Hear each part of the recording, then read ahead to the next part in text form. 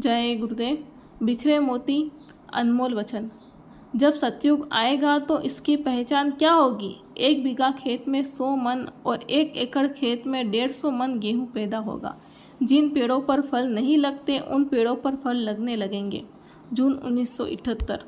सारी दुनिया बारूद के ढेर पर बैठी है। जितने भी बम गोले बनाए हैं वे सभी छोड़े जाएंगे और करोड़ों लोग बेमौत मारे जाएंगे। प्रकृति का कोप अलग होगा। उस समय वे ही लोग बचेंगे जो शाकाहारी और धार्मिक होंगे, भजनानंदी होंगे। 9 दिसंबर 1970 मथुरा।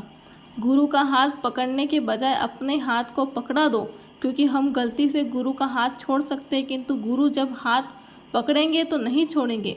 यही उनका संकल्प है, जीवों के प्रति प्रेम है। 1971। तुम जगह जगह सबको बता दो कि अशुद्ध आहार सब लोग बंद कर दें और सभी लोग शाकाहारी हो जाए। बुद्धि नाशक नशों का सेवन भूलकर भी न करें, वरना भयंकर बीमारियां आने वाली हैं। 1974। मनुष्य के खून में और पशुओं के खून में बहुत अंतर है। दोनों का खून जब मिल जाता है तो कीटाणुओं में युद्ध हो जाता है। जब पशुओं के कीटाणु मनुष्य के रक्त में प्रवेश हो जाएंगे तो बुद्धि पशुओं के समान हो जाएगी। आप सभी लोग शुद्ध शाकाहारी हो जाओ। पशुओं का बेमेल खून मनुष्यों के खून में मत मिलाओ, नहीं तो ऐसी बीमारियां पैदा हो जाएगी कि जिनकी दवा डॉक्टरों के पास नहीं मिलेगी। दिसंबर 1989। सुमिरन का एक निश्चित समय होना चाहिए। ध्यान भजन जब समय मिले तब कर लें। आगे ऐसा समय आ रहा है कि लोग दूसरे के मन में क्या है इस बात को भी जान लेंगे। भारत विश्व का सिरमौर बनेगा। अगस्त 2002। एक घटना होने वाली है देश में। भगवान का सोटा और डंडा तुम नहीं जानते हो। एक तमाचा पड़ेगा तो बच्चों एक ही तमाचे में तुम्हें होश आ जाएगी। अगस्त 1980। जब किसी के नाम को बार बार पुकारा जाता है तो उसे मुड़कर देखना ही पड़ता है कि उसे कौन बुला रहा है। उसी प्रकार जब ईश्वर के नाम को बराबर स्मरण किया जाता है तो ईश्वर को उसकी पुकार सुननी पड़ती है। दिसंबर 1951। भारतवर्ष आध्यात्मिक शक्तियों का देश है। यहाँ पर सदा प्रभु परमात्मा को पाने वाली दिव्य विभूतियाँ रहती हैं।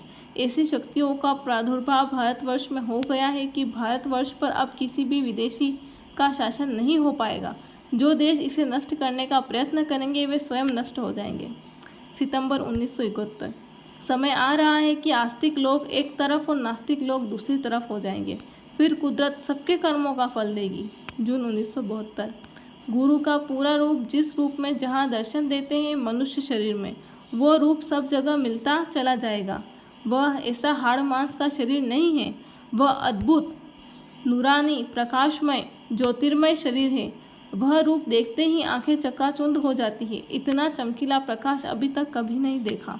उसी रूप का दर्शन दिव्य दर्शन कहा जाता है। इतनी बाप या माँ बच्चे के साथ क्या मेहनत करे। एक वैद्य बीमार के साथ मेहनत नहीं कर सकता जो मेहनत महात्मा करते हैं। 1981। अगर आप किसी का गला काटोगे तो वह भी मय ब्याज के आपका भी गला काटेगा। इस मृत्युलोक में सबको कर्मों का बदला देना पड़ता है। कामी, क्रोधी, लालची इनसे भक्ति न होए। भक्ति करे कोई सूरमा, जाति वर्ण कुल खोए।